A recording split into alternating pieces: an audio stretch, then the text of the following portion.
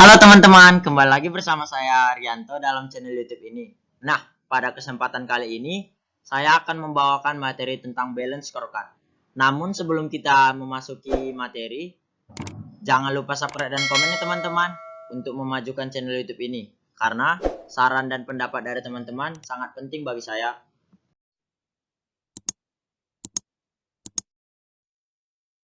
Nah, pada hari ini saya akan membawakan materi tentang balance scorecard. Namun, sebelum saya melanjutkan ke materi, terlebih dahulu saya akan memperkenalkan diri saya. Perkenalkan, nama saya Rianto Harapan Munte. Saya berasal dari kelas pendidikan bisnis reguler A. Tujuan saya membuat presentasi ini adalah untuk memenuhi tugas mata kuliah multimedia pembelajaran.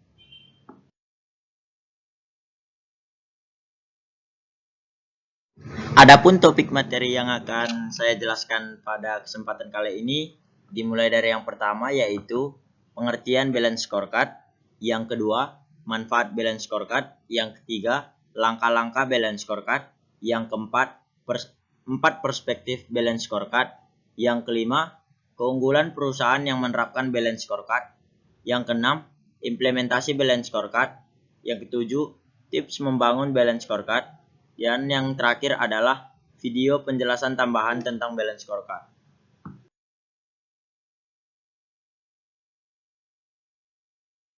Nah, sekarang kita telah memasuki slide materi yang pertama, yaitu penjelasan tentang apa sih balance scorecard itu.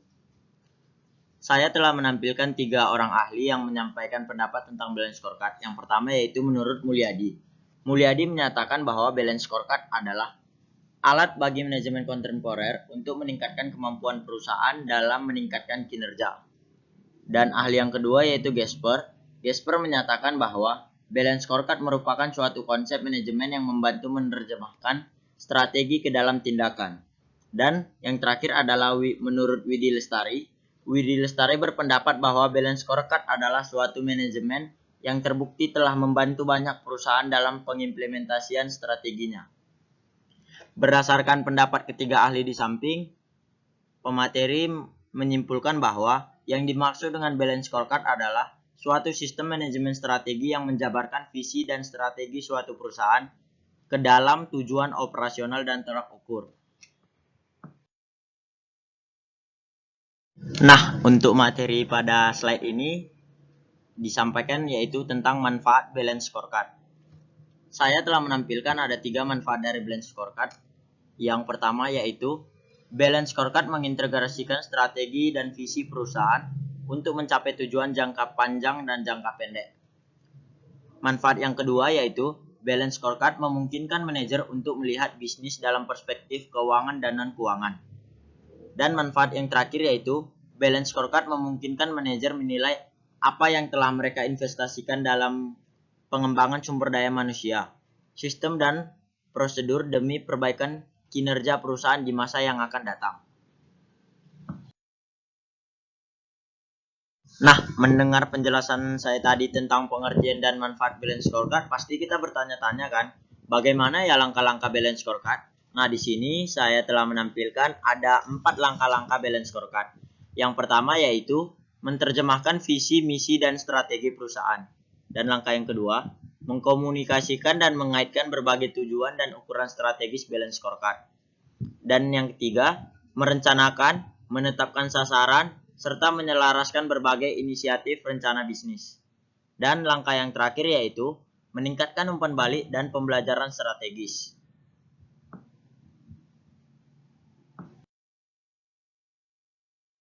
Dalam balance scorecard dikenal ada 4 perspektif, yaitu yang pertama adalah perspektif keuangan atau financial perspective.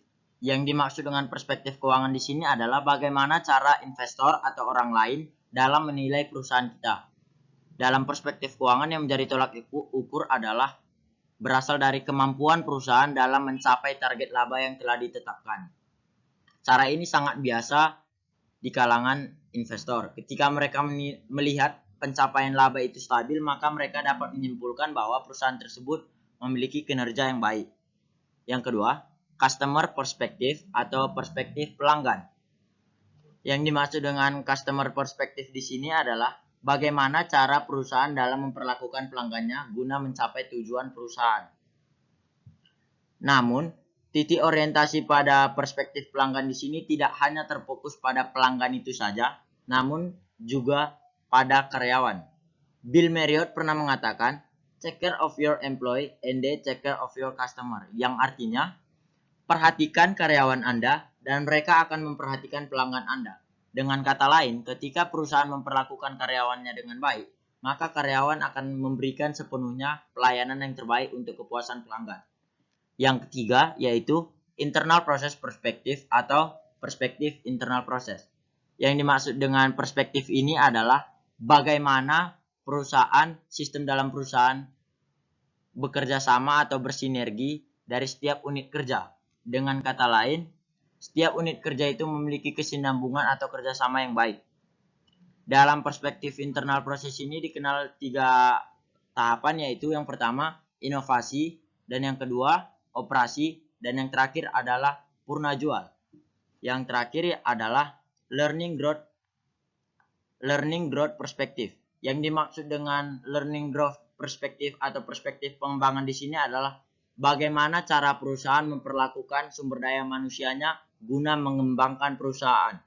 Yang dimaksud dengan sumber daya manusia di sini adalah karyawan. Bagaimana cara perusahaan memperlakukan karyawannya dengan baik. Manajer dapat melakukan pengembangan dengan cara menilai karyawan melalui pengamatan langsung, wawancara, ataupun dengan catatan-catatan yang dilakukan oleh manajer. Dengan begitu, kesalahan-kesalahan atau kekurangan dari karyawan dapat diperbaiki sedikit demi sedikit guna tercapainya suatu kesempurnaan yang baik.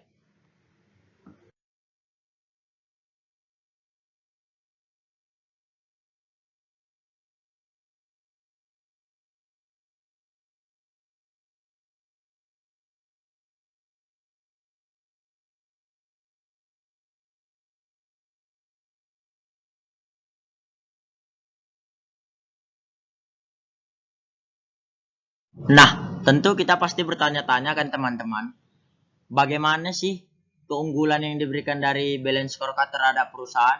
Nah, di slide kali ini kita akan membahasnya, yaitu 4 keunggulan perusahaan yang menerapkan balance scorecard. Yang pertama yaitu komprehensif. Yang dimaksud dengan komprehensif di sini adalah bagaimana dengan balance scorecard perusahaan dapat memperluas pengukuran kinerja dari yang sebelumnya hanya terbatas pada pelanggan dapat diperluas menjadi perspektif pembelajaran dan pertumbuhan.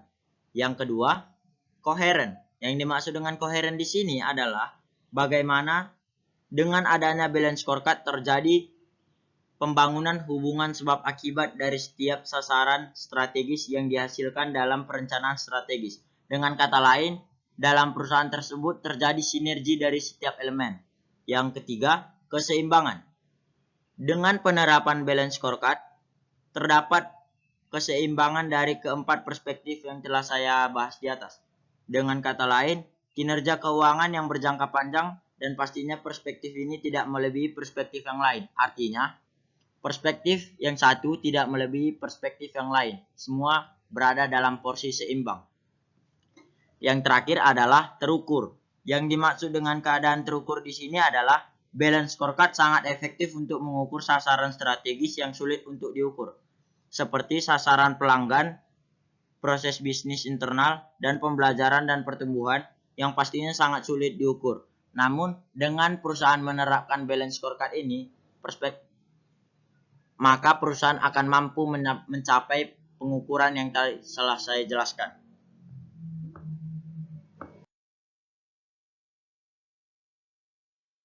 Nah, pada slide kali ini saya menyajikan implementasi balance scorecard. Di sini saya menyajikan 8 implementasi. Yang pertama, ukuran lag, contohnya profitabilitas pelanggan. Yang kedua, ukuran lead, contohnya jumlah jam pelatihan karyawan. Yang ketiga, ukuran objektif, contohnya pangsa pasar. Yang kelima, ukuran keuangan, contohnya berapa besar laba dan berapa banyak aset yang dimiliki perusahaan. Yang keenam, ukuran non-keuangan, contohnya jumlah pelanggan yang tidak puas. Yang ketujuh, ukuran eksternal. Contohnya, kepuasan pelanggan dan berapa besar pengembalian investasi yang dilakukan perusahaan terhadap investor. Yang kedelapan, ukuran internal. Contohnya, efisiensi proses dan kepuasan dari karyawan.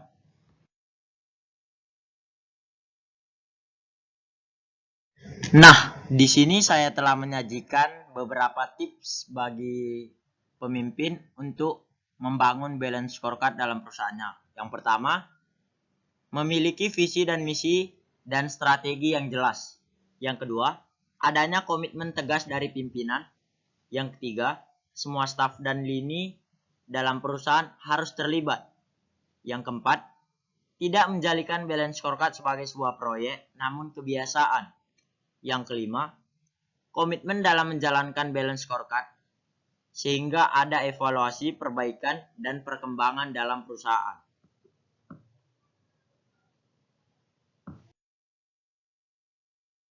Oke teman-teman, kali ini kita telah sampai di penghujung materi ini.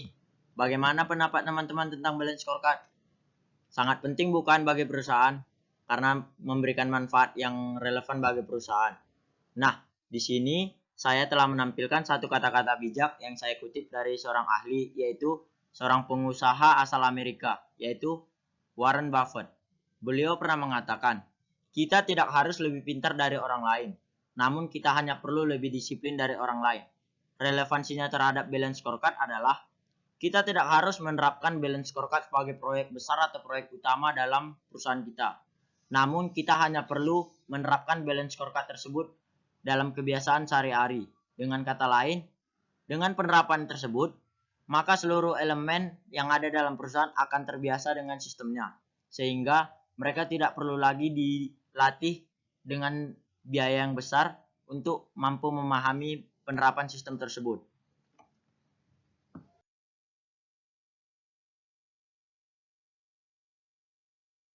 Baiklah teman-teman, sekian pemaparan dari video presentasi dari saya tentang balance scorecard. Apabila ada kesalahan kata, saya mohon maaf. Saya undur diri. Terima kasih. Bye-bye. Sampai jumpa.